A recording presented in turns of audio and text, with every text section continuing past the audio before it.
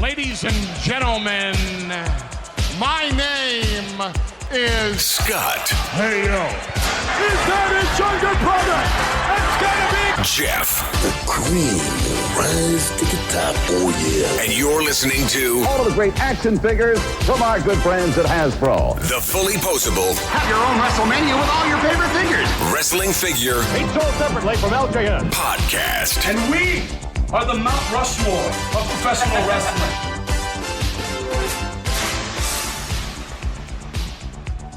Hey, welcome to episode 201 of the Fully Poseable Wrestling Figure Podcast, the longest running episodic wrestling figure podcast going today. My name is Jeff. Sitting alongside next to me is my real life brother, not storyline brother, Scott. Scott, say hello. Hello. Scott, why aren't you doing the beginning? Because remember we had this discussion last week. I was ridiculed for my beginning, which people will hear on Thanksgiving Day if they download the Friendsgiving episode. And when you listen to that, you will understand why Jeff is the one that does the intros. I've basically got this memorized. I have dreams about this. It's a running script in your head now. Like, you don't even need notes anymore. Like, it's ingrained in you and now in this show. But Jeff, I have to let you know, it was brought to my attention by the Fig Life wife that I owe you a partial apology for last week. Wait, hold on. Let me see if I can figure out. Okay, I've got nothing. What happened? So we got on the subject thanks to Travis Fowler for his snack cake Mount Rushmore question.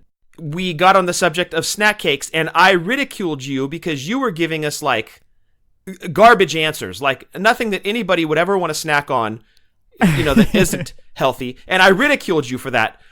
It was warranted at the time, but what I forgot is that back in like 05, 06, somewhere in there, you were actually a participant in a Hostess cupcake eating challenge sponsored by no one and took place in my kitchen, but was impressive nonetheless. And you killed it. You did amazing.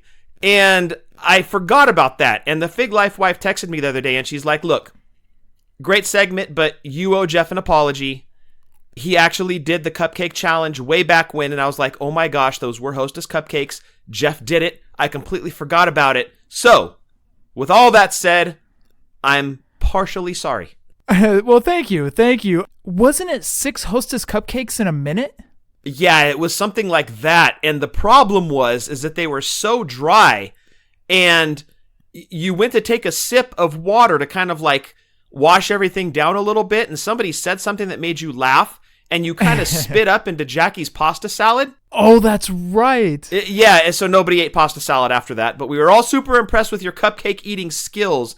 I don't think you did it, but you were like at a minute 5, and without that little hiccup, you might have actually done it. I did 5 at the minute mark, or I was at 4 or 5. I remember that. Yeah. I forgot all about that, dude. Yeah, Shan reminded me. I had completely forgotten about it myself. And she reminded me, so a partial apology from me to you for your expertise, if you will, in the area of Hostess way back in the mid-2000s. Matt Stoney, I am not. Yeah.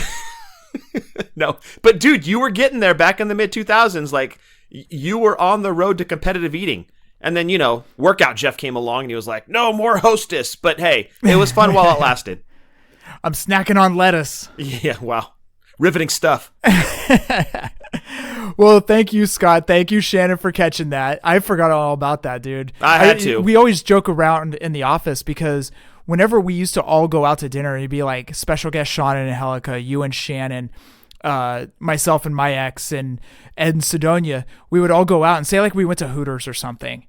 We would all sit there and like I'd be sitting there and I'd be looking over at Angelica's food. She ate half a grilled cheese and I'd be like, you gonna finish that? Yeah, you were that guy. All the Hooters chicken wings, whatever was left over, would just slide over to me. Yeah, the running joke was like whatever wasn't finished at the table, Jeff would get at one end of the table and we'd tip the table towards his mouth and he would just clean everything up. Like that was the joke. But I mean, that was way back there, dude. Like you're super fit now, like hella swole. But yeah, back then you were like Mr. Competitive Eater almost. Okay, I wouldn't say swole. I'm not Finn Balor or Roman Reigns. I'm not swole like that, dude. I'm hitting 40 now, dude. Everything's sagging and dropping. Well, no. You're like the picture of fitness. I'm the picture of Hostess. Well, thank you, Scott and Shannon, for catching that. If you would like to purchase any of our t-shirts, any of them at all, head over to Pro Wrestling Tees, which is having a 10 days of Black Friday. Save up to 40%, and they also have free giveaways. No coupon needed. November 22nd at 12 p.m. Central Standard Time to December 1st, 12 p.m. Central Standard Time, you will be able to get 40% off your order. And also over there, you can pick up Breaker and Bane's t-shirts. You can pick up just a Brian Breaker t-shirt, whatever you guys want. Huge sale going on over at Pro Wrestling Tees. Or if you would like, you can head on over to whatamaneuver.net and pick up any of our t-shirts over there. You can also pick up a sweatshirt, anything at all that you guys would like to pick up. You can follow us on Twitter, YouTube, Snapchat, and the Book of Faces at Fully Poseable, Instagram Fully Poseable, WF. You can go back and listen to any of our past podcasts, any of them at all, on FullyPoseablePodcast.com. Download that Podbean app if you are on the go. Stitcher, iTunes, iHeartRadio, and Spotify. And again, I'm going to go back to John, sending those over from the UK. Thank you, John. And Scott, this comes in from Alistair Gold. It says the Shawn Michaels and Bret Hart of Wrestling Figure Podcast. Gave us sweet 5 stars. Jeff and Scott are absolutely the best when it comes to Wrestling Figure Podcast. A must listen for anyone with an interest in figures. Can't recommend them enough. Thank you so much for sending that in. I'm so happy that we weren't Shawn Michaels and Marty Jannetty, because then, of course, the fight ensues. Who has to be Shawn Michaels, right? So thank goodness that didn't happen. I appreciate the kind words. And Jeff, I just want to say how cool it is that this little show has reached overseas and we're getting UK reviews. That to me is extremely, extremely humbling, flattering. I'm so honored that people overseas are listening to us. Like, that is such a cool thing that our little show in the East Bay here in California is, I guess, worldwide. And it's just so humbling and flattering. Thank you so much for the kind words. It's just such a cool thing that it's reaching the UK like it is. Absolutely. And I want to thank Alex Williams. He sent over more reviews. Oh, I'm not sure where this is coming in from. Oh, sorry. They're coming in from Australia. I apologize. Australia? Australia. He sent in more reviews for us. So he took snapshots because he put up a review a while back and he's like, why aren't the guys reading it? Oh, man. And once we started to figure out that I was only reading the US ones, and then there was also UK, there was also Australia. Then everybody started sending us more snapshots. So thank you guys for sending those in. I can't thank you guys enough. We'll read more of the UK ones, and then we'll get to the Australia ones. So thank you, Alex. Thank you, John, for sending those over. You can send us any audio questions, or anything else at all to fullyposeablewfp@gmail.com. Scott, Rant-A-Claus is still going on. Rant with Ant is doing Rant-A-Claus 2. To donate, send money via PayPal to ant15434@yahoo.com. Again, that's ant15434@yahoo.com via PayPal. We want to make Christmas special for young kids. We want to help Ant raise money for this toy drive. Yeah, there's a lot of toy drives going on right now, Jeff.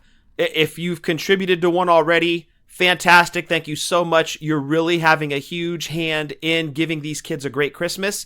But if you haven't yet, definitely go check out what Ant is doing. It's incredible. He did it last year, raised a bunch of money, gave a bunch of kids a great Christmas. So, instead of buying a Fully Poseable shirt right now, please go give that money to Ant instead. Or if you're kind of looking at an Elite figure on the peg and you're like, it'd be kind of cool to add to my collection, it's not one that you really have to have, take that money and give it to Ant instead, please. Help kids have a great Christmas. Donate to Ant. It's all going to go to a great cause. And if you've already donated to a cause, thank you so much. These kids deserve a great Christmas, because that's really what it's all about. Christmas is all about the kids. It's not about us. So if you can, please give. By the way, speaking of Christmas, I just got your Christmas gift today, Scott. Today? Wow. You're like a month ahead of schedule. Look at you. Yep, I got you checked off my list. Wow, Mr. Jeffrey on the spot. Incredible. Way to go. Would you like a hint? A hint? Yes, I would. It's something you want. Whoa, dude. I mean, don't give it away. What? Jeez. You did the PWG 5 for $40 DVDs, didn't you? No, I didn't do that one. Are they doing that again this year? They do it every year. Oh, okay, gotcha. Yeah, the problem is that they had my AOL email on file. So like once a year I have to try to log into my AOL to see like what the deal is for that year, if they're doing it's the 5 for 40 or is it jumped up to 5 to 50 or 5 for 50. So yeah, once a year I have to break into my AOL account to see what the special is. Scott, I want to thank Dylan on Instagram at Buy Sell Trade Toys, all one word. I want to thank Dylan. He has put up the entire series of Elite 69 and he did a giveaway for our show, and this is another great way during the holiday season to give back. So Dylan did this. I recorded with him earlier tonight for a few minutes. So let's get into that audio. Joining us via Skype, Buy Sell Trade Toys on Instagram, aka Dylan. Dylan, how are you doing, man? Good. How are you guys? Doing really, really well over here. We're getting into the Thanksgiving season, so everything's going great. Dylan, so you buy, sell, and trade toys on Instagram. How did you get into that? What was the backstory to doing all that? Well, honestly, I've always loved wrestling. I just got back into watching it from actually buying and selling and trading toys. I became a dad recently, needed extra money, so I started buying random things, not just toys. And some lady had up a huge lot of figures, some like mid-20 elites, like those big blue boxes, and she had Doink, CM Punk. She had a whole bunch of them, and I even have still a couple of them. I sold a couple of them, but Yokozuna Hall of Fame, Hulk Hogan Hall of Fame, and I didn't even know these existed, really. I just kind of got back into it. So ever since then, I kind of didn't want to tell myself that I was going to collect, and I didn't want to tell my wife that I was going to collect. So I just started buying like everything, like from wrestlers to McFarlane's to, everything. But I sold mainly wrestlers after a certain period of time. I just was buying like crazy because I used to watch it. Mm-hmm. And when I was a kid, I couldn't have all the wrestlers I wanted. So now I'm just using buying and selling them as an excuse to kind of hoard and collect and, sell, obviously, and make money. But I have a whole big room that's just been filled with wrestlers in the last probably year and a half. Not even. So it hasn't been a long time I've been like collecting, but it's kind of like hoarding now. But first off, congrats on being a dad. Congratulations. Oh, thank you. And second, you said you took some time off from wrestling. What kind of led to your time off, and then what got you back into it? Well, my time off was kind of like the ruthless aggression era, I guess you can say. I didn't really. I was there when John Cena was kind of on the rise, and I kind of stopped watching it because it was just getting away from what I was used to. I was in the Attitude Era when I was like 5 or 6, so I was growing out of it. I was like 13 probably when I stopped watching it because, girls and everything else in the world is distracting you. Right. And then I started watching it again because my nephew was about like 3 or 4, and I was kind of just like pushing wrestlers on him because I found my old ones in the basement. And I started putting on YouTube for them. And then I started going out and buying them when I was selling them and giving them like ones. I didn't want to spoil them, so I'd give him a couple here and there. So like now every time he comes to my house, he gets a new wrestler. Like I just gave him a new Daniel Bryan today. But he's been like my kicker. So every time I go out, I see something for him or me and kind of use that as my excuse. So he's really been getting me back into it. We got to meet John Moxley this past year at a local event. He's actually, he faced Darby Allin and Waterbury at a NEW event. Like those guys throw crazy events. So, and they're actually going against each other tonight on AEW. But yeah, so he really got me back into it. I started concentrating more on it, watching the pay-per-views and really just going like crazy since last year. Like it just like spiraled out of control. Now, when you were younger, were you collecting a lot of the Jacks or anything like that? Yeah. Like it was all bone crunchers. Like my uncle had like, it's weird. Like nowadays I'll see all the things like my uncle collected, but like here and there, like I realized like the $1 Million Man, like I didn't even know what that was when I was little. Like it was just like a little $1 Million Man. Now I realize I was like all the Hasbros, like the Bret Hart, all the things are like triggering my like memories, like I remember his Hulk Hogan and I have his Mean Gene from when he was little, but I was all bone crunchers, nothing but bone crunchers. And like if I didn't have them and I couldn't get them, I would even cut like how the back, the cardboard would show all the figures that you can buy. Yep. I would cut out the like little Billy Guns and little Road Dogs, and I would have them on the side. Like it was something stupid, but like just something funny I remember doing when I was little because I couldn't get all of them. but I had a good amount, but I would still just go crazy with the kids in the neighborhood and have crazy bear matches and dig stuff up and cage matches with like random stuff, you know? Yeah. Now, do you remember any storylines that you had, or did you ever take a wrestler and mix them with a Toy Biz WCW figure, or did you ever do anything like that? Oh yeah, everything was mixed. I didn't really separate like the feds with like Toy Biz, and I thought they all pretty much played well together, you know? Diamond Dallas Page was like the worst one of the bunch. But yeah, no, I used to like do crazy, like I would call them not really death matches, but I would just like, I have Christian from Titantron that's like burnt to a crisp, like still in my room right now. I have McFoley missing hands, Dudley boys that are like all burnt up, like just random like weird things that I would just take it to the next level, and I could regret it now. But you know, back then it was so much fun making like little electrical chairs for Stone Cold and stuff. Now, is there one figure that you think like it could be a Bone Cruncher or anything? Was there one figure you're just like, this figure is my mecca? It's my I shouldn't say holy grail, but it's like the one I treasure the most.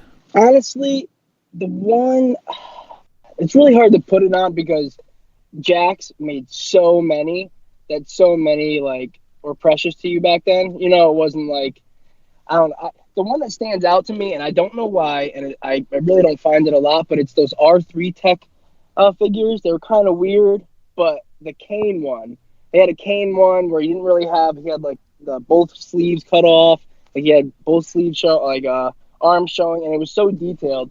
That one really stuck out to me. I don't know why, but that was one of my favorites when I was younger. Gotcha. So I've got to ask, have you seen the new Toys That Made Us Wrestling edition?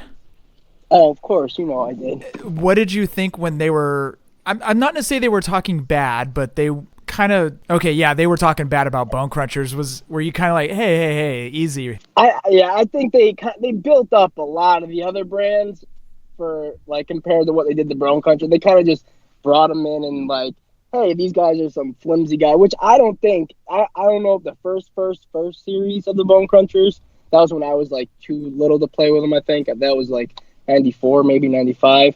But those guys, I don't know if those were super loose, but my guys were not all super loose. They weren't terrible, but I loved them, man. I don't know why. They should have brought it in a little bit better. I don't think they did it justice. Scott tells a story about how he got the Razor Bone Cruncher, and he said literally Razor's ass fell off. It was like, that's what I mean. Those ones, I don't really have much experience with those, so I bet those are pretty cheaply made, and I can see why. But yeah, no, I love those things, man. I have a Warrior from Series 2 hanging up on my wall right now. Oh, that was such a good Warrior. Like, that's still to this day, even though, I mean, it's a Bone Cruncher, and a lot of people would be like, oh, what's this? You still look at that, and you're like, that's not bad. You know, he's got a good tan going on. He's got the blue trunks. It looks really good. Yeah, and he's got the threads hanging off his arm for the tassels and everything. It's pretty rare, too. I tried looking it up to see how many were out there, and there's not too many. So I got it in a random lot some guy was selling. He was done with wrestlers, and it was like the last thing I pulled out. I was like, oh crap. I was like, it's pretty mint card too. Now, did you still collect Jax when they went to the Real Scan technology? Yeah, I mean, they just were next in line with the rest of them, you know what I mean? Yeah. I played the Bone Crunchers with the Titantron, with the Real Scans.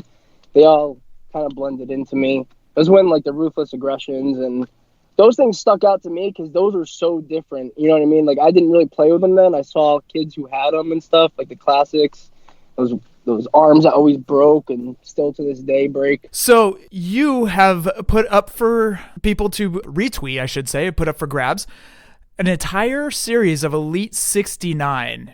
What made you come to that and say, you know what, I want to do this for you guys? I know it's the Christmas season and you're all about giving, so if that's it, cool. If not, what made you decide to do that? Well, first of all, I want to congratulate you guys on the 200 episodes. I know you're on 201, but thank you. 200 episodes, that's like 4 years of work, you know what I mean?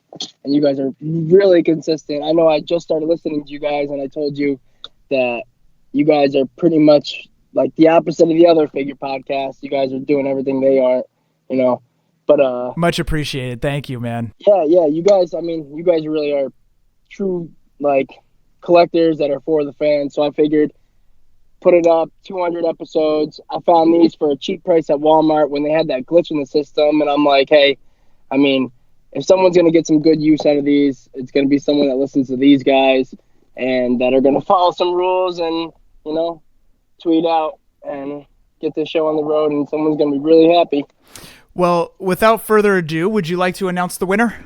Yes, I would. The winner is on Twitter is at NJPWFan. At NJPWFan81. And on Instagram, he is following you, WWE_elite_collector_81, aka Dustin. Congratulations. Hit me up. I'll get all your info over, or if you want to hit up Dylan over at Buy Sell Trade Toys. We'll get all the info and we'll get these figures out to you. Congratulations, Dustin. You have a full set of Elite 69 coming to you. Dylan, that's awesome that you did that, man. Thank you so much for doing that. So you were telling me via DMs, you were telling me you had a funny Harley race story. Yeah. Basically, it's kind of a story of, help your friends out even when you don't want to. Because I guess my friend, let's put it this way, a long story short, my friend and his girlfriend were fighting. And they were breaking up and, the whole spiel. And he wanted to get her a key made so she can come back to him and blah, blah, blah. So he's like, listen, you have my keys. You're driving my car. I need you to go get a key made for me. And I'll meet you at her house or whatever. So I'm like, okay. So I'm driving down the highway. And, of course, I'm distracted. And I completely pass Home Depot or the exit for Home Depot. So I'm like, all right, I'll just go to the next 2 towns over. There's a Walmart. So I go to that Walmart, and it's a Walmart I never go to because it's a hood Walmart, and you know how hood Walmarts are. Yep. They're not the best. Nope. And so I go there, and I go get the key made, and I'm like, let me just go check the toy aisle. I always do. So I go there, and without me even knowing that the Flashback series was having the 3rd release of them, because I kind of just started getting back into collecting then and really, concentrating. I didn't even know these were coming out. I didn't really see much news about them. So I saw them and I was studying on them. Like, wow, I can't believe they even had a Harley race figure, or any of them. I know they had the Ricky Steamboat already, but it was just crazy. So I was like, oh, well, I'm going to probably grab these, but I didn't want to look like a fool with my friend's car. He doesn't really know I do this kind of stuff. So I was just like, I'll just come back and get them. Got the key made, left, came back, and they were still all there. So I went and I grabbed all series, Flashback Series 3 at Walmart because my friend asked me to go get a key made for his girlfriend. Oh my God, man. Those figures were meant for you. They remained on the pegs. You missed the exit and went to the hood Walmart. I mean, those figures were just meant for you. They were just calling you. Yeah, it was crazy. I'm like, where am I going to go get a key made at 7, 8 o'clock at night? And there we go. So now, and that Walmart is one of the only Walmarts around here that gets those gems, you know what I mean? I went there when I was missing the Rey Mysterio from Elite 69 because everybody was ripping them off the pallets here. Right. And they had that. They get everything in there. My Walmart didn't get any of the WrestleMania Elites in. They got all of them in. So it was kind of like a nice little hidden gem, you know? That's awesome, man. Now, do you still have the Harley? Oh, yeah, of course. Okay. I got all of them locked away. I still need I'm an idiot, and I didn't get cases for them yet because I hate ordering from ringside, but... Oh, man. Well, thank you so much for doing that, man. I love the Harley story. But I do have a secret question for you before we let you go. Of course. What is your top 5 favorite figures of all time? Oh, my God. And it's crazy that you asked that because everybody's been posting their top 5 today. So I've been meaning to do it, and I just haven't. So all time, I'm just going to do number 5, the R3 Kane that I was talking about. Okay. Real scan Kane. I'm going to have to do... Number 4 is going to have to be Flashback Series 3 Austin. Okay. Just because of my story finding it, and Austin's my number 1 guy. Number 3... Jeez, this is hard. I feel bad for your brother now. I don't even know. I'm trying to think. Scott hates this because he legitimately doesn't know the questions. I just put it on the notes and it says Scott's secret question, and he'll email me back and go, "You SOB." I'm gonna have to say I'm thinking of a million things right now, and I think I'm gonna come up with an answer. I'm gonna have to say All right, this is a wild one, but I forgot what they were. You know the camo? What's that camo? The Jackson. That camo 3, the camo 3-pack. Oh. With like Triple H and Austin and Billy Gunn. Yeah. Camo Carnage. But it's like a weird 3-pack that I randomly got, and I don't know why, but the Triple H in it, that's my number 3, because I don't know why. He can just do the best pedigrees. It was a horrible figure, but awesome pedigrees. Number 2, this is horrible. I'm gonna have to say the Hardy Boys 2-pack ringside exclusive that just dropped. Oh, the Brood Hardy Boys, the one that's reminiscent of the Jax Double Slam 4, and also they came out with like a deluxe one that was also RSC exclusive. That's what I was just thinking of. A lot of these are Jax. A lot of people wouldn't go Jax. A lot of people pick Mattels as their top 5, and it's hard to pick Mattels because there's been so many like lately, and there's so many good ones. But they're all like equally good because they're so like perfect. You know what I mean? Like I don't want to like ride a Mattel like that, but you know they are pretty good figures. Yeah, I know what you mean. I know exactly what you mean. And what's your number 1? You know what? I'm just gonna pick a wild one, and I'm just gonna do Defining Moments Crow Sting. Ah, yes. I just love everything about that figure. It's just perfect. It's kind of like the Toy Biz, but like the best version of a Toy Biz, you know? Yeah. Do you still have that one mint on card, or do you have it loose? Yeah, I got that. I think I have that mint on card and loose, actually. I think I have 2 loose ones, actually, because someone just sold me another one that was actually complete. Nice. You got to get that mint on card one signed. Yeah, I know. I got to do more signings. I just got one of my Dean Ambrose figures signed, and I didn't know the Shield is like the 3 worst autographs in history. So I went there and I handed it to him and just paid like $90. And he signed my nephew's belt as Mox, which was awesome. And I was like, sign my figure as Mox. And he just signs a big DA. I'm just like, God damn. Yep. That happened to us in Reno, man. Same thing. Scott and I put our figures up. I was just telling the story the other day. Dean, we put our figures up. Dean grabs both of them, puts them together, signs DA, pushes them to the side, looks up at us like anything else, and we're like, okay, thanks, dude. You know, we just paid. I was like $80 to get into the con, and his autograph was I forget how much his was. I don't remember. But anyways, it was quick. It was like extremely quick. Yeah, I was kind of mad because he signed the WWE title like a little kid's belt as Mox, and I was like, all right, well, I guess that's what I'm gonna get. I got a big old DA. He didn't even ask me, but then he was cool. He was a little cool. I got to tell him that he was one of the reasons why I started watching wrestling again when he made his return last year, and now I'm watching him in a little tiny police hall. Out of curiosity, do you have any other autographs? Honestly, I've only gotten 2 others in person, and this is when I was really little. I got to meet Stone Cold at the mall, which probably a bunch of people have done, but I guess a lot of people haven't. And then Too Cool was the other one. Whoa. So yeah, R.I.P. So half of Too Cool, but yeah, that was Out of curiosity, would you get signed by them? Not. It was back before figures were even like on my list. It was just like the usual like 8x10. You know what I mean?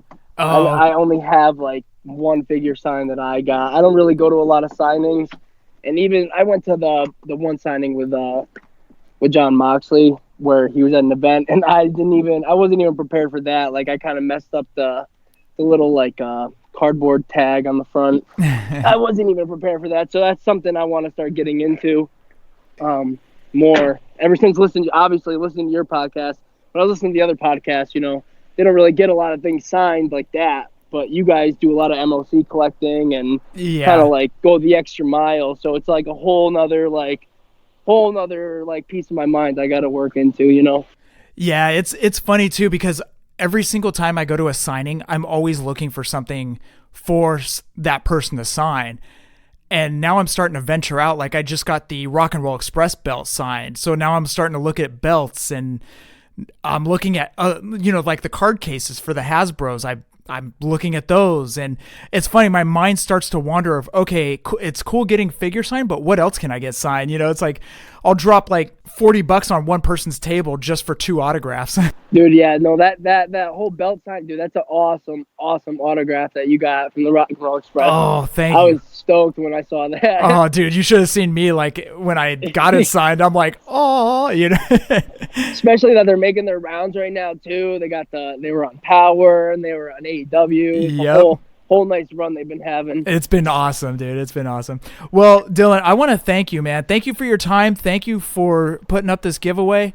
Thank you very much, man. This is much appreciated, and it's been a lot of fun talking to you. Oh, no problem, man. I was hoping to get on the giveaway in the summer of giveaways, but that was kind of jam-packed with them, so I'm glad I got to do it for number 200. I've got to be honest, I lost track. That was my fault. But we got you on, man, and I'm glad we did. It was a lot of fun talking to you. Thank you again at NJPWFan81 on Twitter, WWE_elite _collector_81. Dustin on Instagram. Congratulations. Hit myself up or hit Dylan buy sell trade toys on Instagram and we'll get these figures shipped off to you. Congratulations, Dylan. Thank you again, man. Thank you, man. First and foremost, Dylan, thank you so much for putting those Elite 69 up. Also, congratulations on Twitter at NJPWFan81.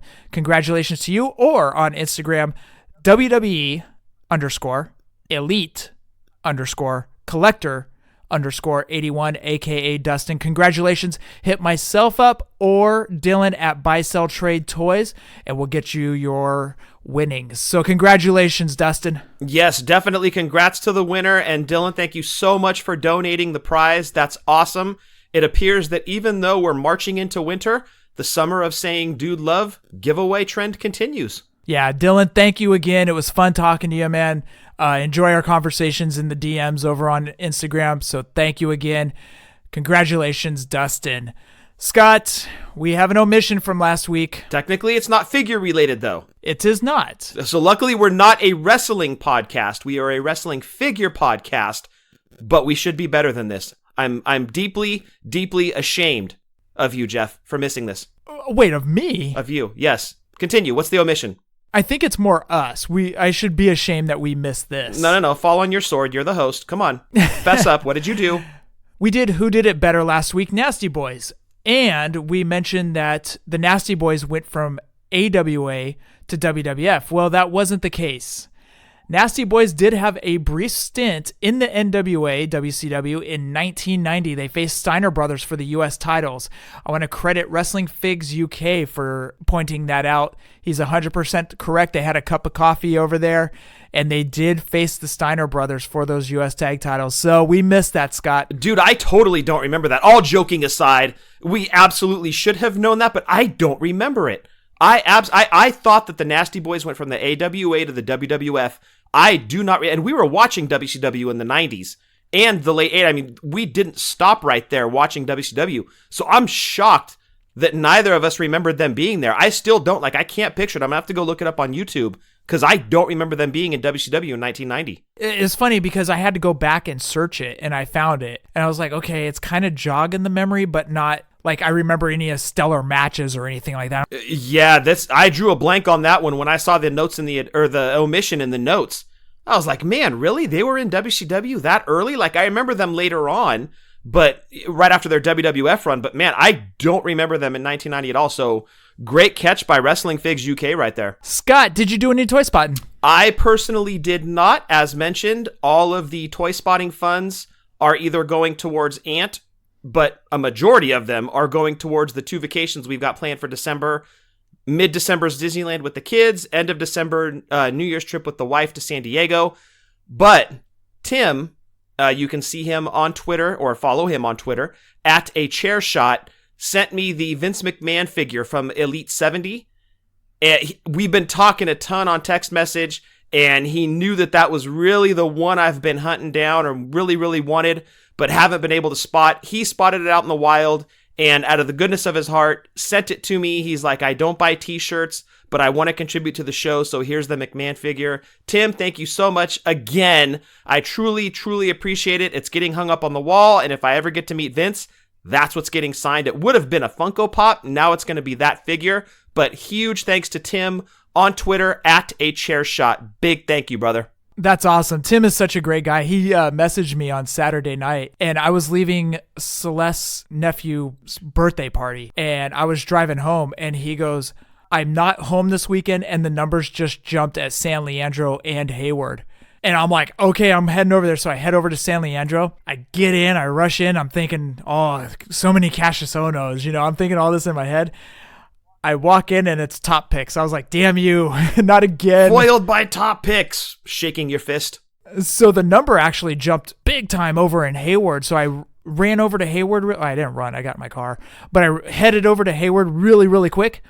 And I go in and it's Elite 70 and Top Picks. I'm like, okay, I give up. I'm going home. These Top Picks are turning a little heel on us, aren't they? Well, they did, what was it, earlier this year or last year? Remember, it was just pegs were just flooded with Top Picks? Yeah, late last year, Walmart's. Man, that's all you could find were basics and Top Picks. I completely understand about your toy spotting, dude. If anybody has been out to California, you know how expensive it is out here just to live out here. But also, if you guys have ever been to Disneyland, man, it is not cheap. It is not cheap at all. So, Scott, I completely understand you trying to save money for that and also the other trip, the end of December. So, well, I'll tell you what, dude, because Peyton's ticket we actually bought through her dance academy because she's going to be in the parade, but three-day park hoppers. So my wife, myself, and oldest daughter Alana, we bought the 3-day park hoppers for each of us. $1,700. It's outrageous. And actually, I take that back. We did have to get Peyton a 2-day park hopper because with her dance admission, she gets the 1 day. So we got her a 2-day park hopper to go with our 3 days. So technically 4 tickets, 3 of them were 3-day hoppers. 1 of them was a 2-day hopper, $1,700. So yeah, it's not cheap, dude. So when I say no toy spotting for the rest of the year, that's why. Wow. Yeah, crazy. And then we still had to book the hotel. And then when we get there, it's food, it's blah, blah, blah. I mean, look, family guys that are listening to the show, they get it. They understand. I'm preaching to the choir here, but yeah, it's super tight. So I apologize. I'm not bringing much toy spotting. But again, huge thank you to Tim for taking care of me. That's okay, dude. Completely understand. Celeste and I are going to Disneyland at the end of January for her 20, her 40th birthday. Oh! Whoops. Whoops. Ouch. Whoops, my bad. And she's like, I want to go to Disneyland for my birthday. And I'm like, really? Don't you want to just go to Pleasanton and go to Outback for a little bit and then call it a night? No, something like that. Wow. You're such the romantic, dude. It's a free dessert. Now you sound like Al Bundy. But I'm just kidding. No, I was doing the price calculations and everything, and ouch. It's quite a bit of money, but it's insane. It is what it is. It is what it is. So anyways, going back to toy spotting, personally, I want to thank good sister Tara. She sent over 3 of the 6 basic 100. She sent over Cena, Austin, and Rock basic 100s because I've been having trouble finding them out here. Even though we have basic central out here, they haven't gotten in the 100 yet. So good sister Tara sent over basic 100 Austin, Rock, and Cena. So I want to thank her for doing that. That was awesome of her. She's done a lot for this community, for helping a lot of people out. So thank you for doing that. They don't call her the good sister for nothing. And then the other person I want to thank GBM because, Scott, we got a WCW pillow buddy. In honor of episode 200 and being on the Toys That Made Us, GBM sent over. And what's funny is he had texted us because he just recently picked that up from someone. And he was asking us like pricing and condition. Should I, shouldn't I? And you and I both were like, yes, do it. It's in great condition for the price. And so I didn't think any more of it. I was like, that's awesome. GBM has a Lex Luger pillow buddy in his collection now from the WCW line.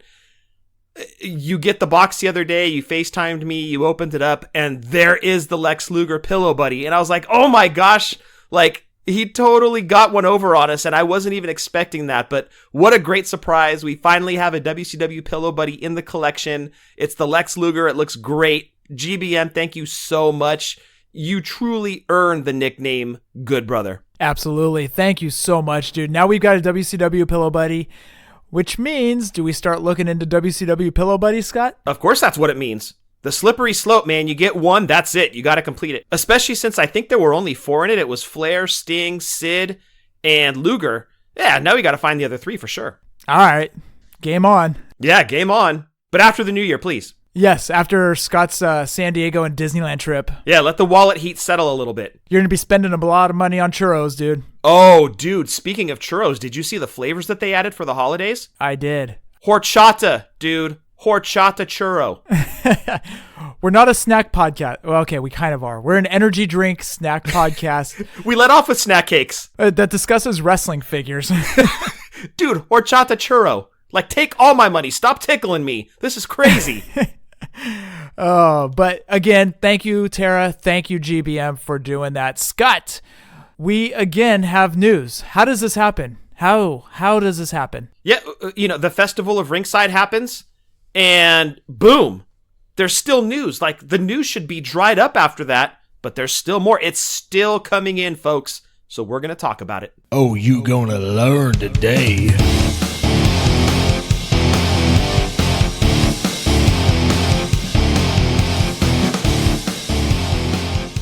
Scott, before we get into the news, Steve Fountas came over from the PPW podcast, I should say, came over and him and I recorded last night. Fun times. Always enjoy spending time with that guy.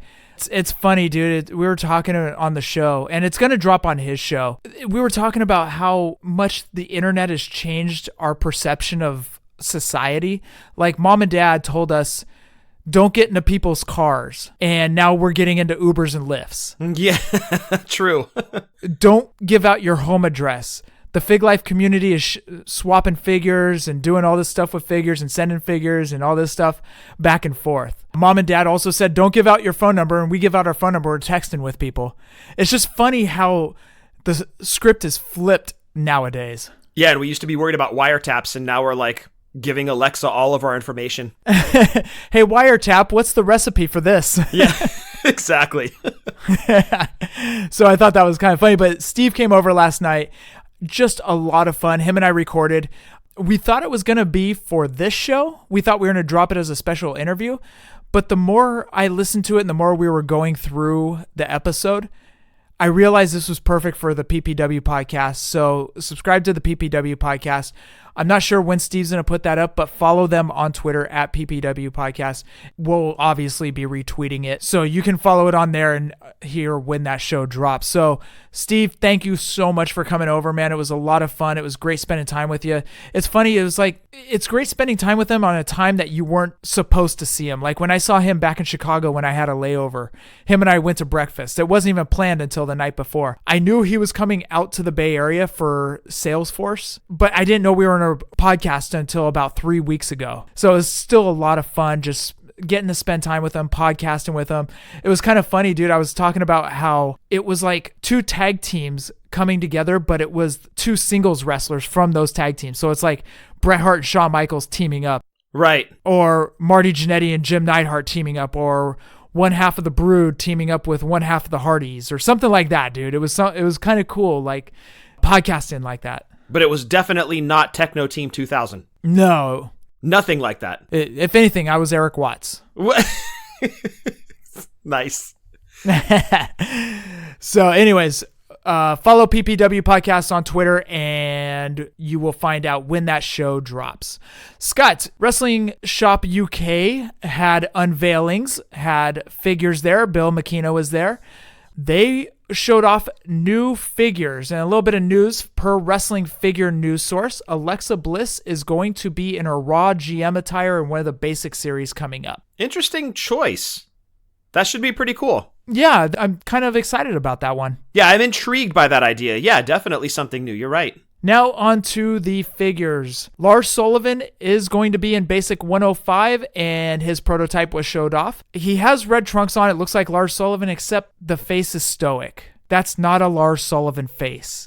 I agree. It should have been Screaming Face, but maybe they're going to save that for his Elite figure, which I'm okay with. But I thought that the Basic was really, really well done. Basic 105 variant will be Ronda Rousey. The regular version will be her with the white top and black trunks. The variant will be black top, red trunks. Again, regular white top, black trunks. Variant will be black top, red trunks. So that is the variant, or the chase variant, I guess we could call it, in Basic 105. Outstanding Ronda, wouldn't you say? Yeah, it's okay. For a basic, I think that's an incredible Ronda. Yeah, it's not bad actually. I think they're using the same head that they used on the Ultimate Edition that I wasn't a fan of. I don't know. Maybe this one looks a little cleaned up, or it's the photos that are making it look a little bit better. I don't know. It does look a little bit better than the Ultimate Edition. Yeah, for a basic, man, that's a killer looking Ronda Rousey figure. Hurricane will be in Elite 75 and will have a soft goods cape, which I'm excited about. That seems to be the trend moving forward. A lot more soft goods. Elite 74 will have Andrade. He will have a yellow and black outfit with a cloth jacket and a yellow mask. Outstanding. Great choices all around on that figure. I love it. Pete Dunne, he will have his black singlet, black jacket, and he will come with the UK title. And Mandy Rose will also be in Elite 75 with a black and gold jacket. Those two, Pete Dunne's and Mandy Rose's, is not soft goods, so it's the Polly Pocket style. But the Elite 75 Hurricane will have a soft goods cape. Yeah, and we've talked about this quite a bit, is that the Polly Pocket style clothing makes sense on certain figures. And I would say the Mandy Rose and the Pete Dunne, the Polly Pocket type clothing, makes sense on them. And I've got to say, the Pete Dunne and the Mandy Rose are early contenders for top 10 of 2020. That Mandy Rose, wow, outstanding figure. I mean, Mattel, job well done. You knocked it out of the park on that one. And the Pete Dunne, his other Elite figure looks great. This one is outstanding. Well done. Great job, Mattel. They also showed off the Samoa Joe versus Rey Mysterio Elite Collection 2-pack. Rey's got the cape on, green outfit, cape's purple, Samoa Joe towel, it's Samoa Joe. But the Rey does look really good in that Elite Collection 2-pack. Yeah, great representation of WrestleMania from this year. Another great set of figures. Good choices because Rey figures sell really, really well. Absolutely. That was pretty much it for the UK shop. It was kind of interesting. Bill signed someone's 8x10, and he said, let's get the retros out of hiatus. Yes, please. Let's do it. Why did they even go into hiatus? What are you guys doing over there? I get the restructuring. It's going to hit an online retailer if I had to put my money on it.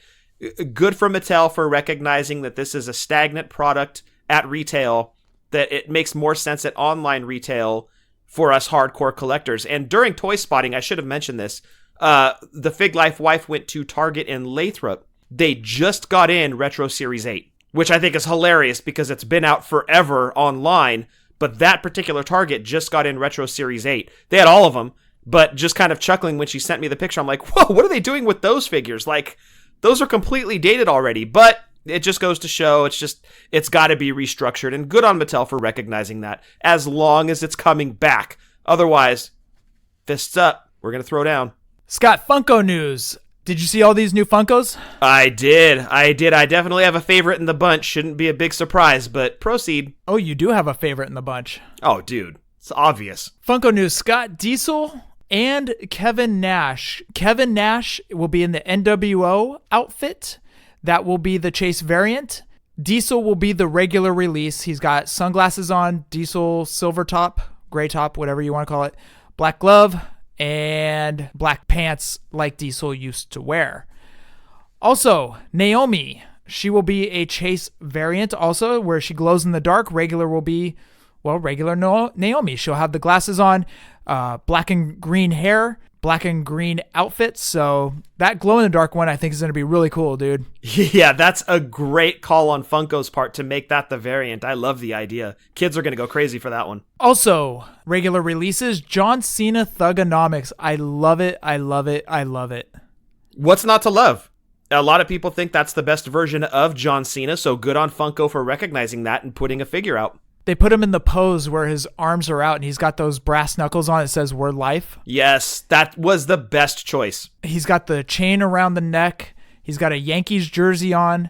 He's got his jorts, typical jorts, and a hat backwards. I thought that was awesome. Great figure. Miz, he is another great figure. He's got the glasses on, those wacky glasses. Says, most must see because I'm awesome around the glasses. He's got a bandana on.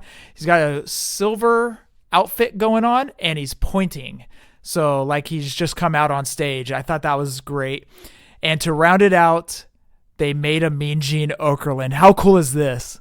I love it. And really the only way they could top having Mean Gene in this assortment is if they released a Bobby Heenan. But I'm super happy with the choice of Mean Gene. I still want my Heenan, but I love the Mean Gene. That's probably going to be one that I have to add to the collection just because there's so much love here for Mean Gene. Now on to the exclusives. Fiend will be an Amazon exclusive. At one point, they actually canceled back orders on this. This was hilarious. People weren't able to get their back orders, and all of a sudden Amazon put it right back up. So I guess they got flooded pretty good when it first got announced. Well, of course. I mean, look, technically this would be like the first Fiend figure. So of course people are going to go crazy and try to get their hands on it. So no big surprise there. And the Walmart exclusive that I doubt that we will see out here, Scott, is Hulk Hogan. He will be with the red bandana. It says Hulk Hogan Python Power, and he's ripping the Hulkamania shirt via 80s Hulk Hogan. I think that one's your favorite, right, Scott? No, it's definitely the Fiend. As much as I love Mean Gene and Hogan, dude, that Fiend figure, Funko just took it next level. I love it. It's so good. It's a perfect representation of the Fiend. Second favorite, or we could have a 1-in-1A type situation, definitely the Mean Gene, but I have a feeling that Fiend Funko Pop is going to make its way into a few Christmas stockings this year. No, it's actually, I think it's not coming out till February, dude. Oh, it's February? Yep. Oh, all right. Well, there goes that idea for Peyton. Never mind. So how tempted are you to get any of these Funkos for yourself? The Mean Gene would be the one that I would definitely want for myself. For Peyton, she's definitely going to get the Fiend. That's her favorite character in WWE right now, so she's definitely going to be getting that one. I'll almost certainly get the Mean Gene. You getting the Hogan? I don't think so, dude. I've got so many Hogan figures, but my Mean Genes are few and far between. So I could definitely see me picking up the Mean Gene, and they're only $10, so it's not like you're out a ton of cash. Scott, moving along to FTC. Our buddies over at FTC put up a huge announcement. They are going to be releasing an Alex Wright figure. That's a huge announcement. The love that they got for that was overwhelming, and I'm happy to see it. Everybody is stoked for this Alex Wright figure. Alex Wright hasn't had a figure since, Scott, tell me. San Francisco Toy Makers. Very good. So yes, this will be Alex Wright's first figure since old San Francisco Toy Makers. So we're talking like, what, 95 or 96? That Alex Wright figure came out, so it's been 20 plus years since we've had an Alex Wright in our collections. The one from San Francisco Toy Makers, we know it, we love it. He had the black jacket on, but you couldn't do anything with him. He had that one pose, and it was great, but you couldn't pose him at all. Well, now FTC is going to rectify that. Alex Wright will be fully poseable. Hey, that's us. Oh, yeah, that is us. As seen on the Toys That Made Us, that is us. Great on FTC. This is a huge get for them. I'm super happy for them. A lot of people have been asking for an Alex Wright. FTC delivered, and much as they have with their entire line since they started it, they're going to knock it out of the park. I can't wait to see what it looks like. I bet when Chris got that signed contract back from Alex Wright, he went bonkers. Oh, of course. Of course. There are those names that they're just going to get you. You know, especially if that was your jam. As we know, 90s WCW was certainly Chris's jam. I'm sure that definitely got the hairs on his arm standing up like, oh man, this is a good one. And there's a lot of people excited for it. And there's got to be some type of credit given to them for being able to bring us the first Alex Wright since the 90s. There are those names that either haven't been represented in figure form or have only had one or two figures. Blue Meanie is an example. This one, Alex Wright, is another one. Most of the guys in the ROH series. There are just those names that you're able to get that are just like, man, this one's going to be big. And Alex Wright certainly is one of those names. 100%. Scott, the Toys That Made Us dropped this past week, and I think we need to go in and tell some road stories. So what do you say we jump into that? Let's get on the road. There's a lot to see on the road.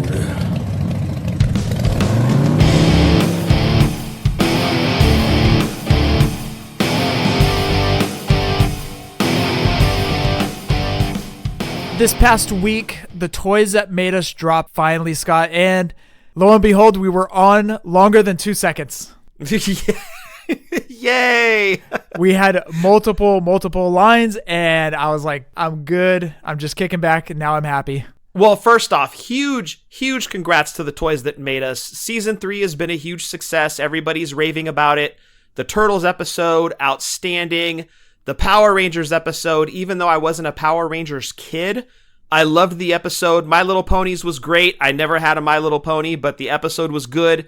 But the wrestling episode, that's the one, obviously, that if you're tuning into the show, that's the one you want to hear about. Unbelievable. And we've talked about it numerous shows since we recorded with them last October 2018.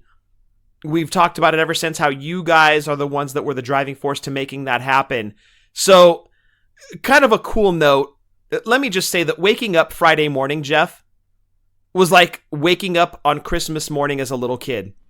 As soon as I opened my eyes, I rolled over, I picked up my phone, jumped on Twitter, and the outpouring of love from the listeners was, oh my gosh, dude.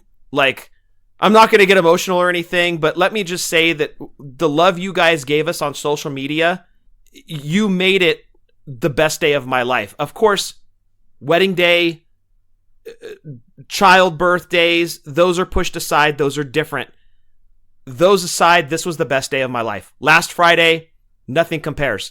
It was amazing. It was all love. 100% love from you guys. Support from you guys. I can't tell you how much that meant to me, how much it meant to Jeff. It was incredible.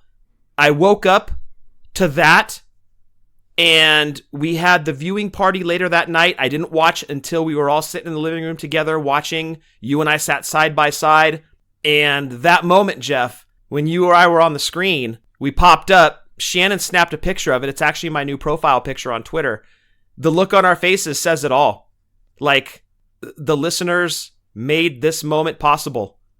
And this little show that started really from nothing, with no kind of machine behind it, built up by the listeners to where it is now, putting us on the toys that made us. That moment, Shannon captured it, and it was perfect. You could just see the look on our faces, and you tapped me with your water bottle, and I'm like, keep it together, dude. Keep it together. You got a room full of people here that are going to laugh at you if you start. Don't you start. Don't you Ric Flair this. But it was an incredible moment, and it just ties into you guys making that the best day of my life. Again, fatherhood, wedding days aside, I can't even describe it. I didn't want the day to end, and it was incredible. Again, it was like waking up on Christmas morning to a ton of presents under the tree. And those presents were love and support from you guys. And going to bed that night, I was laying there thinking, I don't want this to end. This has been the best day. And it's because of the Fig Life. That day would not have been possible. The day we recorded to the day that it aired, the Toys That Made Us Season 3, wouldn't have been possible without you guys. And again, I know I've thanked you guys a ton of times. I can't do it enough. You guys made that happen. And you gave me the best day of my life. And I'm sure, Jeff, it was one of the best days of your life.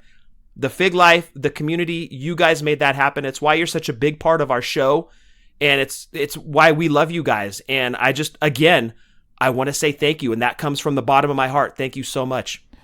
Come on, please get emotional. This helps numbers. Come on. What? Drum it up. You're cutting an onion under my nose. Like, come on, cry it up. Like a Barbara Walters interview. Get the waterworks going, dude. This helps numbers. This is great.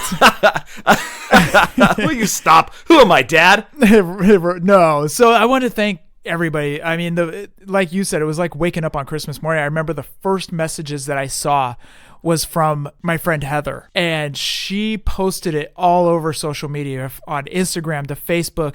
She blew up everything, and I'm like, this is great. She made it great to wake up and check my phone and see that Instagram was just blowing up and that Facebook was blowing up. Old high school friends were like, wait a second, what? You know, they're like, oh my God, you know, it was great, dude. And it was awesome. And I loved it.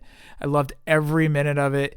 The day was already, I knew it was going to be great, but the listeners just added on to it with all the love and support. We were on for what, 30 seconds, Scott? Maybe that. Yeah, maybe that. you had a figure actually make an appearance during the episode. I don't know if a lot of people know that or not. Yes, the George Steele that I purchased from Bill, who worked over at LJN, did make it on. It was the prototype George Steele that was in the catalog. Was it JCPenney's? I think it was a JCPenney's catalog. That sounds right. Yeah.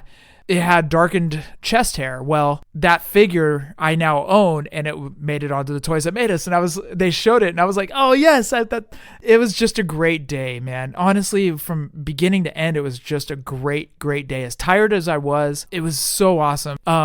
Shannon put together a hell of a party. She did. All the decorations, the tree, the figures hanging from ropes and strings and all that. It was great. And I owe a big thank you to Shannon. I texted her that night before I went to bed and said, thank you for putting that together.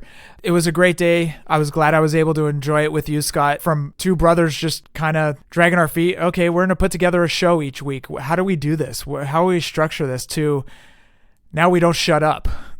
You know? Yeah, right. Yeah. We had a hard time filling like 20 minutes of content. Now we go like an hour and a half and there's still more to talk about. And one more thing that made it special is that Mom was there for it. Yes. And Mom being there to watch the show with us, that it made it even more special. So the day was great, from the listeners to Shannon putting together the party to Mom being there and then being by your side when we popped up on the TV. It was a great day. You can't dream that stuff up. It was just great. It really was. And yes, big thanks to the Fig Life wife. She's the one that made all the decorations for the party. She did put up the figure tree that has the big Hogan tree topper on it. All the figures that are on there. She had a cake made that had our logo on it, had hashtag Fig Life. And we had a bunch of friends there. And it was a great celebration. But again, I want to throw out a huge congratulations to the Toys That Made Us. They're proving that they can take this material, which is basically the golden age of toys, hit us right in the nostalgia feel, and give us information that we didn't have. They're finding little nuggets here and there, and not to say that we know it all, but we know a lot about the history of the figures, but even they were throwing things in there. It was like, dude, I didn't know that.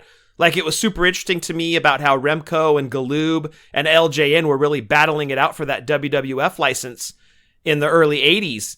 And how that all came to fruition of how LJN got the license, then the history of how they lost it, and Galoob tried again, but they ended up with WCW. One thing that I was hoping that they would touch on is how we have seen that Galoob was supposed to do Hasbro-style figures, but because Hasbro already had them made up for WWF, they had to scrap that and go more with like a scaled-down plastic LJN almost that was no posability. I was kind of hoping they'd go into how that transpired a little bit, how Galoob had to change it up, but that never really came up. But I loved the history about ECW and how San Francisco Toy Makers came into existence. I thought it was a great episode. I really enjoyed it. I'm happy your George Steele figure made it in there. I'm happy that we had a few speaking lines, and I was happy that I got to talk in the women's segment.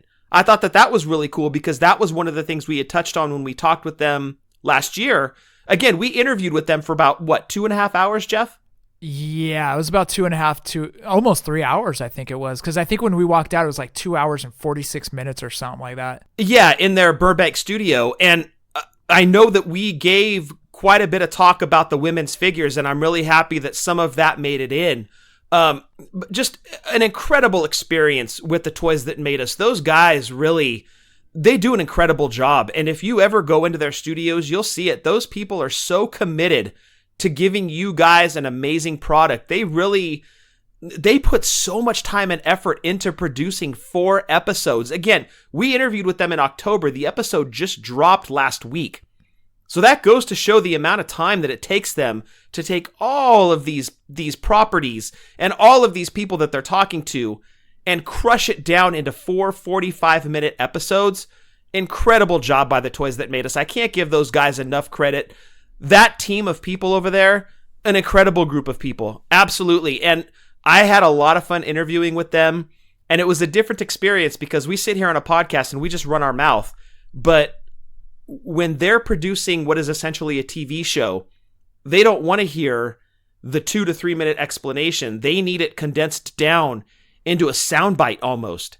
And it was really cool to see the difference between the two being a TV and a podcast, how they need it produced differently. For us, we could just sit here and ramble. It doesn't matter how long our show goes. For them, they have to crunch everything down into 45 minutes, so they need it as concise as possible. So again, a lot of respect for what they do and the editing and the work that goes into it. Incredible. And again, what a day. What a day. And I woke up the next day, I'm like, oh, Friday's over. This really sucks. What was funny is I told this story numerous times. Like Scott said, they don't want the 2 to 3 minute explanation of something. And that's what we're used to. So they would say, we like what you said here, and this is actually really good, but can you condense it down and kind of say it like this? And so Scott is extremely smart. Scott is like one of the smartest people you ever meet. Oh, hey, let's not get carried away. Yeah, you're smart. You're smart. And so Scott would sit there and you go, okay, I got it. And he would be able to do that. Well, I'm dumb as bricks. Let's not get carried away. Come on. So I'm dumb as bricks. And I'm sitting there and I'm like, okay, they want me to say it like this, but I have to portray it like this. And so I start overthinking. And I brought this up when we were at the party. It was like 45 seconds of awkward silence of everybody just staring at me, trying to figure out how to say something that the producer just said or the director just said. Yeah. It was like everybody was talking inside Herman's head. Yeah. Wow, you're taking it back. Good job. Thank you. And I'm like sitting there and I'm thinking about everything. And I'm like, okay, they think they want me to say it like this. So I'd say it and I'd be like, crap, I messed it up again. And then I have to sit there again for another 20 seconds and figure out how to say it again. You're all line. Going back to the Remco Galoob LJN, I'm so glad they told that story. I have heard about that for a long, long time, that Galoob was in the running to get the WWF license. I had done so many searches between Bing, Google, Ask, whatever search engine I could find. I was always trying to find that information. Did you get on Netscape? I did. I even went back to my AOL Instant Messenger to see if there was anything in there. I couldn't find anything. Nice. So I did so many searches trying to find this information, and I could never find it. I've talked to other people, and other people were like, oh yeah, that's just common knowledge. I said, okay, well, where did you find this information? Is there a link you can provide me? Nobody could provide me any links or anything. They're like, oh yeah, it's common knowledge. I'm like, God damn it. It's so frustrating, but I'm so happy the Toys That Made Us was able to tell that story. And it was kind of one of those satisfying things like, okay, that's the backstory to it. I love how they get the experts or the people that were actually producing the toys, and then they sprinkle in the fans that actually collected those toys, because we weren't the only ones that made it into the episode that are fans. Zombie Sailor was in there. There was a toy store owner. There was a collector of the figures. So it's kind of really cool the way that they do it, because they did it in the Turtles and the Power Rangers episode as well. And that you get the experts and the players that were in the field, but then you get the flavor of the fans that actually played with and collected the figures. And it's kind of nice to have those two play off of each other. So I really like the way that they do it, and there's always humor involved. But what you need to remember is that in October of last year, Jeff and I were still in the Attitude Era of the Fully Poseable podcast. So there was, in fact, a blue joke that I told during the interview that thankfully, especially considering our mom was sitting in the room, did not make it onto the show. Now, it could make it into the Toys That Made Us Season 3 DVD release. I don't know when that's going to be. Rest assured, I'm buying it. You should too, because there's going to be way more content released on that. It might make it into that, but I am super thankful that joke did not make it into the finished product that aired on Netflix, because mom was sitting in the room. That would have been super embarrassing, and I would have crawled under my chair. Let's just say for one calendar year, Scott was stressing that this one comment didn't get into the show. As soon as we walked out of the studio, I think I looked at you and I'm like, dude, I hope they don't use that. That was the first thing you said. Yeah, it wasn't like, what do you think they're going to use? It was, I hope they don't use that. That was the very first thing you said. We walked down the steps, walked through the parking lot, and you're like, I hope they don't use that one line I said. Yeah. I'm not going to tell you guys what it pertained to. They definitely touched on what the joke was about during the episode, and as soon as they did, my heart dropped, and I was like, oh no. And then they skipped right past whatever that was, and I was like, whew, I felt like Neo in the Matrix dodging bullets, like, oh, made it past that one. And because Shannon knew about that too. And when they started to bring up that particular subject, I looked over at Shan, and Shan's eyes got wide, and she looked over at me, and I'm like, moment to truth. Luckily, they didn't air it, but again, it might make it onto the DVD, but again, that was Attitude Era Fully Poseable. We've grown up since then. Here we are, all grown up. But yeah, what a great time that was. And again, they're the ones that reached out to us because you guys flooded their social media with Book Fully Poseable. We did pay our way down there. That was a flight there. I'm sorry, it was a flight back. It was a rented car trip there. It was hotel overnight. Again, you guys didn't just make that with your hashtag. You didn't make that happen with your hashtag. You also made that happen because you purchased our shirts. So the Fully Poseable Fund went towards that. So you guys made this happen in more ways than one. Believe us. We paid for our own way there. We sat with them. We basically went to them and we're like, whatever you guys need, we're here. But what an experience. And again, we can't thank the Toys That Made Us enough for making that happen and listening to you guys and getting us into the episode. And not just that, but actually including us. What an incredible honor for two guys that grew up collecting these figures and just fell in love with them and never stopped collecting them and have never lost that love of the figures, to be able to make it onto something like this and to know that that happened because of you guys. Dude, how lucky are we? Seriously, how lucky are we? Oh, dude, it's an experience it can never be taken away from me. And even if I'm never on another television show again, I have that and I'm proud of that. And that's what means the world to me.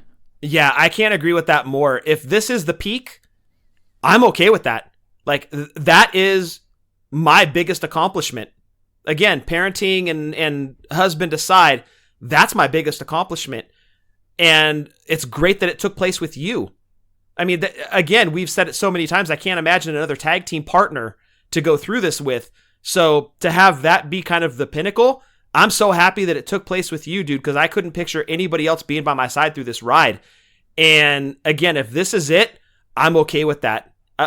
I'm way okay with that. What an accomplishment, not just for us, but for the whole Fig Life. And again, that's why I wore that hashtag Fig Life shirt on that episode, that if we were going to get put on there, I wanted the Fig Life represented. And I'm so happy that you guys were. You were right there with us. Jeff had Jason Wolf's shirt design on full display. A bunch of listeners are on that shirt as well, so you guys were included at the end. They showed Chad Ecto-Young's collection, and I thought that was awesome that he was included as well. So what a day, not just for us, Jeff, but for the entire Fig Life, because you guys made it happen. Scott, what did you think of their conversation regarding the BCAs? I think it was a little bit harsh. I mean, the BCAs definitely, when you had them coming after Hasbro, we've talked about this. Going from Hasbro to the Jakks BCAs, there was a huge quality drop-off.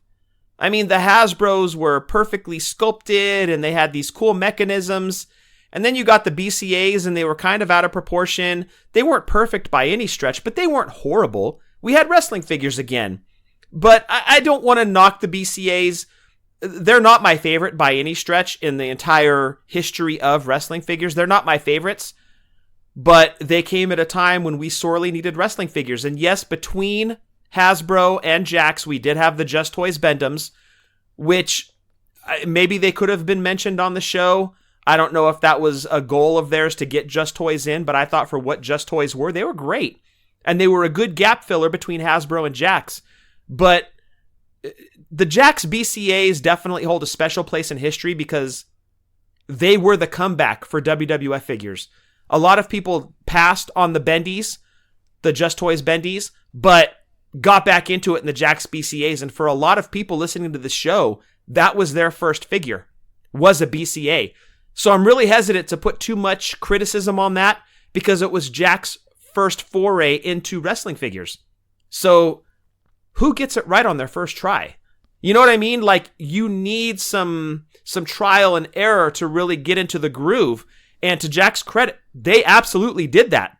They got better as time went on, as evidenced by the Classic Superstars line, which did get featured during that episode. So kudos to Jax for jumping into the deep end with a huge license in WWF and not giving us the greatest figures in the world, but there have definitely been worse. Well, they turned it around too, because they introduced the face scan technology, and they acknowledged that in the Toys That Made Us. The one thing you guys have to remember is they had to cover so many different toy makers. They had to cover Remco, Galoob, LJN, Hasbro, Old San Francisco Toy Makers, Toy Biz, Jax, Mattel. They had a lot to cover within a 45-minute episode. And I've seen a lot of people saying it was rushed. Well, yes, but there's a lot of backstory to those figures. I mean, Popey if I'm not mistaken, Popey are the first wrestling figures ever made, and they didn't even make it on the Toys That Made Us. They didn't. And you're right, Jeff. We're trying to produce a 45-minute episode for a property that has changed hands so many times. But not just that. It's not just wrestling figures. It's AWA figures, WWF figures, WWE figures, WCW figures, ECW figures. And they didn't even touch on Figures Toy Company. And Mattel barely got mentioned. That was a lot to throw into an episode. It wasn't a home run property like He-Man or G.I. Joe or Star Wars that for the most part has stayed under one umbrella its entire existence. That's an easy story to tell from start to finish. With wrestling, it bounces around so much and changes hands, and there's different federations, and they really had a lot to cram into 45 minutes. So with the time allotment they were given, I think they did the best job they could. Yeah, absolutely. They couldn't spend time focusing on one figure. No way. No, like, I know a lot of people are like, I've seen this. Why didn't they talk about the Greg the Hammer Valentine that was never released? Well, that wasn't the story that they were telling. They were trying to tell the story about how it changed hands so many times. And in fact, the producer of the Toys That Made Us even made the comment, wrestling was the hardest one because of all the different toy makers that were involved, Hasbro, LJN, so on and so forth. They had to go through so much. And to delve into one specific figure, it made it a little bit more difficult. So, like I said, Popey didn't even get mentioned in there. Those are the first original figures. LJN was, by the way, LJNs are not dog toys. Oh, yeah, thank you. That killed me. They are not dog toys. They are beautiful hunks of rubber. Yes, they are. But that was the story that they were portraying to us. They couldn't delve into one specific figure. And that's what I've seen a lot of criticism. People were like, oh, it's rushed. People felt that it was too much based on the history of wrestling. Well, they've got to tell the history to show you the toys and how each federation had to fold. And like I said in the thing, it all funneled back to Jax. It all funneled back to WWF. And that's the story that they had to tell to explain the figures. So I thought they did a great job telling that story. As I said, they couldn't go into one specific figure, and that was going to make things really tough if they were going to pull aside each figure, like a Greg the Hammer Valentine Rhythm and Blues, or what other figure could they have talked about, Scott? Maybe the Killer Khan prototype that Bill has, or whatever it may be. Yeah, the Sergeant Slaughter LJN that never happened, the Linda McMahon Jax, the Gobbledygooker Mattel. I mean, there's a whole bunch of figures they could have talked about that never got released, but that's, again, to your point, that's not the story they were trying to tell. They had a huge maze to kind of navigate here with all these different players in the game, and not just wrestling federations, but also in toy manufacturers. There were so many players and so many federations to try to tell this story, basically since 1984, leaving out Popey. From 1984 to current day, that's a lot to cram into 45 minutes. And I think with the time allotment they were given and all the people that gave their time to the show, I think they did an incredible job in telling the story. Scott, that rounds out our road story. By the way, you guys heard it tonight for the first time ever. These are our new drops going forward. Thank you, Bane, for doing this. We have new drops going forward. We are excited to roll these out. Hope you guys enjoy these. Bane always puts together quick little clips that always capture people's attention within about 10 seconds, 11 seconds. So thank you, Bane, for doing that.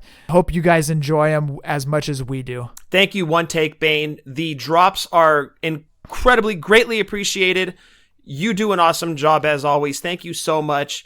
I'm going to miss the originals, But starting off the march to 300, I can't picture a better tag team partner in our corner, Jeff, than Big_Bane handling the tracks. I'm going to miss Okada's theme. I think that's the one I'm going to miss the most. I'm shocked. I'm shocked. No, not at all. And WWE is going to miss our 3 cents. Yes, they will. All right. Well, I guess they got to live off that Fox $1 billion deal. Yeah, whatever. Or that Saudi money, whatever. Yeah. Yes. I want to thank Smart Cups for getting me through this show tonight. Fully Posable 20 will get you 20% off on smartcups.com. Ryan over at Wrestling Toy Tracker, I am retweeting your stuff because, frankly, I love seeing what the prices are going for on these Galoobs and Hasbros and Mattel Retros. So head on over to WrestlingToyTracker.com or toy_tracker on Twitter. Jeff, something interesting to watch, and this was actually brought up by Travis Fowler on a Facebook instant message. With the Toys That Made Us and their wrestling episode, we know that with the wrestling figure podcasts that have popped up after ours in 2016, do you think that the nostalgia factor is going to kick in even more and drive up the prices even higher on these older figures like the LJNs, the Remcos, Galoobs, Hasbro, you name it? Are the prices going to start to go even higher? I'm torn in that it's already getting a lot of coverage in podcasts, but now that it's hit mainstream on Netflix, I'm wondering how many people are going to jump back into it, because I know G.I. Joe prices really started to go crazy there for a while, and I don't know if they tapered off at all, but I'm starting to kind of think maybe they are going to start to spike a little bit more. So by watching Ryan's site, the Wrestling Toy Tracker, I really think that's going to be a good gauge to see. And of course, the numbers are going to update shortly, but it's going to be a good gauge to see how much of an effect the Toys That Made Us Season 3 wrestling episode has on the older wrestling figures. I'm going to say yes. It just drums up interest. Like a lot of 40-year-olds like us going, oh yeah, I had that Big John stud. I had that George the Animal Steel. I had the Hogan. I want to get some of those again. And then they look and then they start bidding and then they get in. Yeah, it's the slippery slope syndrome. And I think that this is going to bring it on. Yes, I do think prices are going to go up. How much? I don't know, because we saw that big boom in Hasbro a few years ago. They're starting to kind of taper off a little bit. They're still up there in price, obviously, but I'd say 2 or 3 years ago, that spike was extremely drastic. And I think that we're going to see a little bit of a spike, but I don't know if we're going to see that same spike.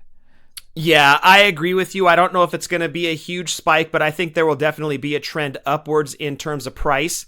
I don't know what that's going to do to Mattel's if people start to really clamor for the older figures and not so much the newer ones. But I agree with you, Jeff. I think there's going to be a trend up in price on older figures for sure. I would be curious to see if Ryan would be able to pull those numbers maybe after a month, because he does every 3 months, right? He updates it? Yes. I would be interested to see after a month what those numbers are. You know, let the Toys That Made Us show, let everybody catch up. Oh, Toys That Made Us Season 3 just dropped. Cool, I want to watch it, you know. Let's see how those numbers are month to month instead of the 3 months. And then I think that should give us kind of an eye-popping drastic spike, or they stay stagnant or whatever it may be. Yeah.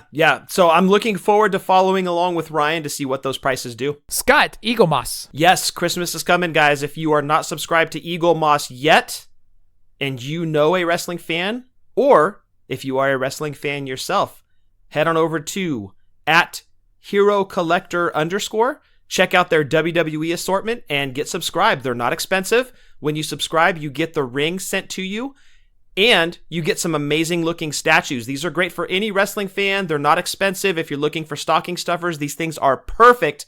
Head over to @HeroCollector_. Get your Christmas shopping done. And I want to throw it back to the podcast buddies. Breaker and Bane, two great guys. Thank you so much for the kind words, Breaker. You texted both Scott and I. You put it on a group text, and very nice and kind words from you. You guys mean so much to us. You guys really do. So Breaker and Bane's Power Hour. Bane, you are also a true friend, and thank you for these drops. I'm excited to roll these out.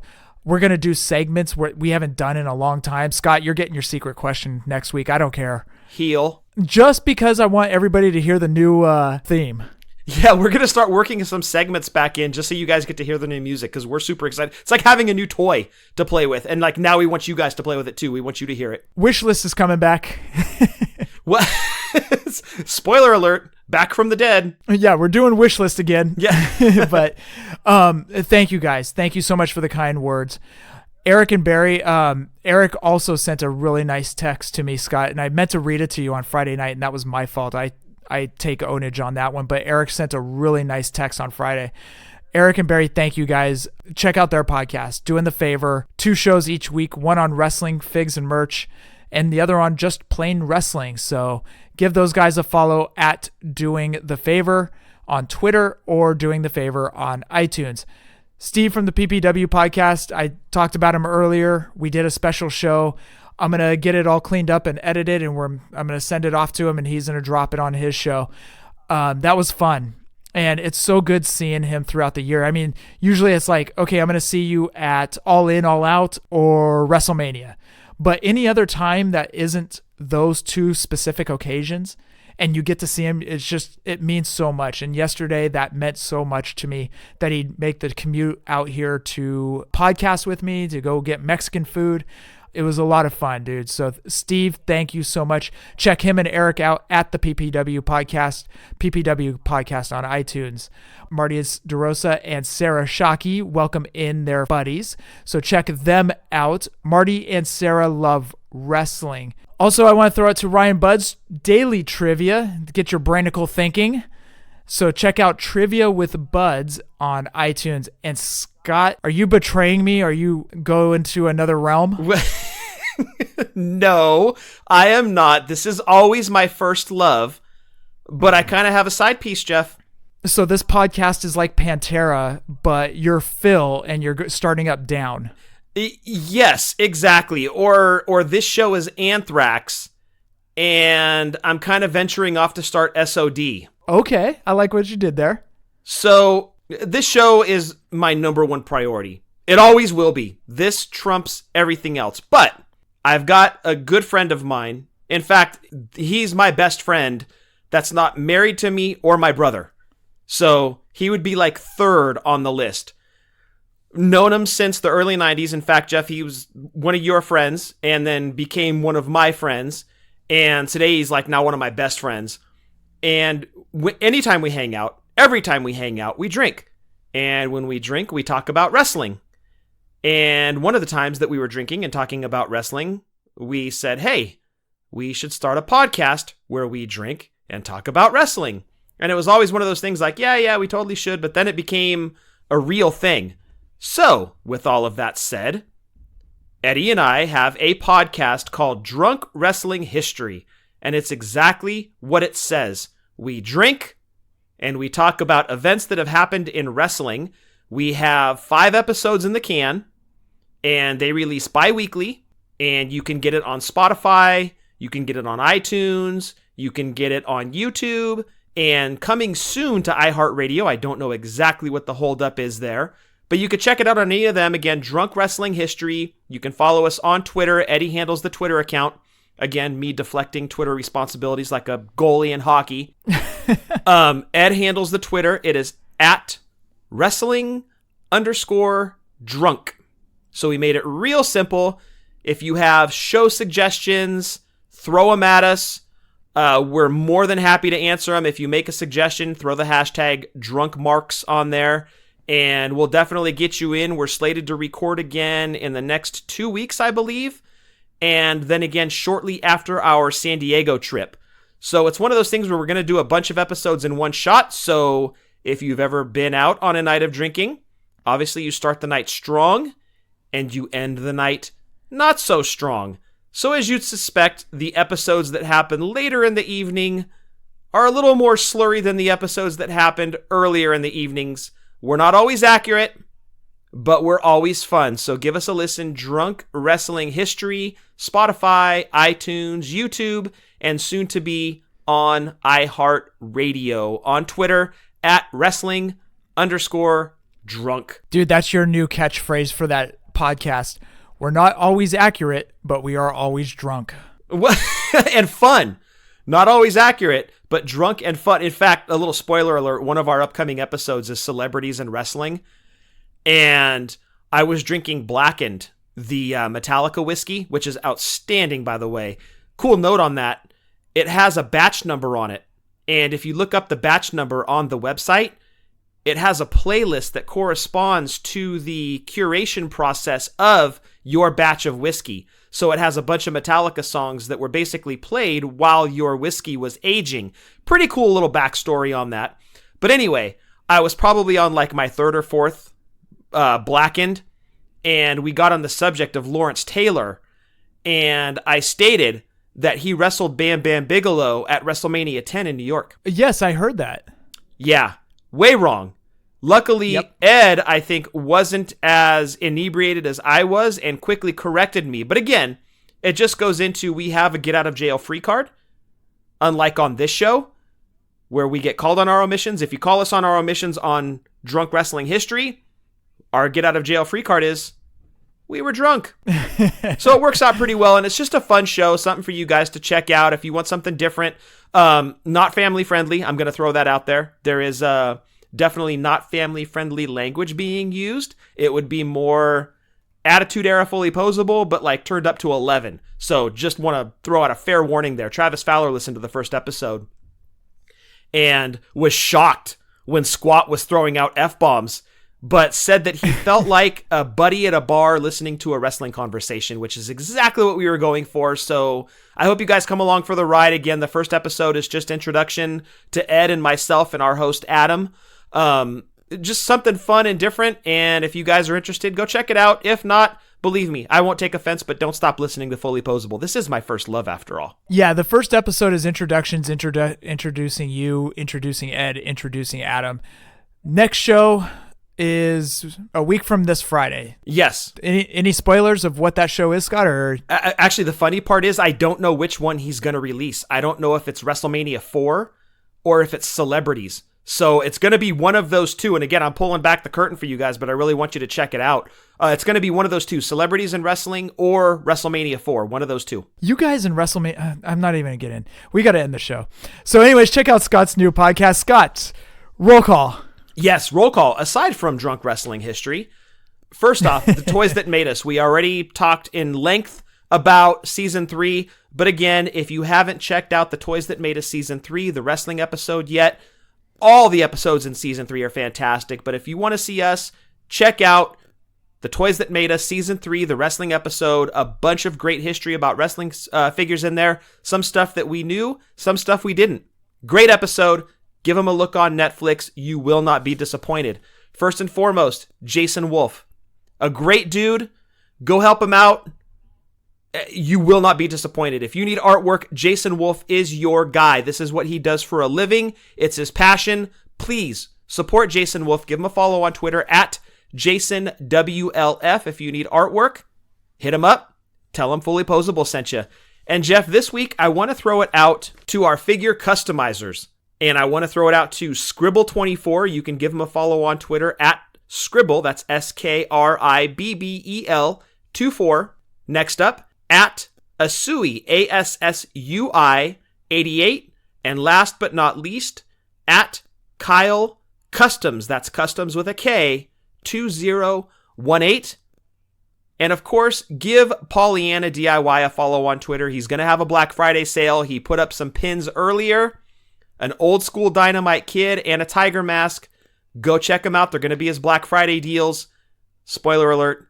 Give him a follow on Twitter at Pollyanna DIY. And that rounds out roll call. I also want to throw it back to Unboxed Alliance. Also does great work. Absolutely. Scott, that is it for 201. We are beginning the march to 300. Yes. Slowly but surely we'll get there. Another couple years of this. And we'll be celebrating episode 300. I can't wait. And again, Jeff, I can't imagine another tag team partner in my corner to tackle this wonderful world of wrestling figures than you. Thank you for the idea. Thank you for everything you do for the show. And listeners, a huge thank you again for everything that you've done for us. It's our pleasure to bring this show to you every week, and you guys keep us going. You never cease to amaze us. From sending us figures to toy hunting for us, to making the Toys That Made Us happen. And you made that happen in more ways than one between the Twitter and the Instagram campaign and buying our shirts to help fund our way to the Toys That Made Us in Burbank. That was all you guys. And again, I just want to give you a huge thank you as well. Well, Scott, thank you very much. Bro, as I said, I couldn't have done this without you, and I love you, man. This is our baby, so... This is our Fig Life. We love it. Thank you for the kind words. Scott, for episode 201, anything else? Love you, brother. Fig Life since 2016, and happy toy hunting. Bro, I love you too. I want to thank the listeners for tuning in to episode 201. Hashtag Fig Life. Adios.